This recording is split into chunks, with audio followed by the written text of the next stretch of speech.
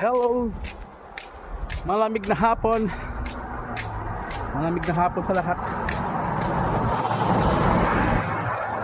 Good evening dyan sa Philippines. 5 days to go, it's Christmas Day.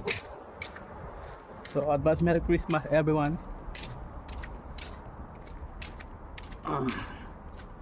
So ngayon mapunta ako sa baba ulit. Inom lang ng chai. Kabagot sa bahay. Ngayong gabi na ako maglalakad. Hindi ako makapaglalakad sa gabi kaya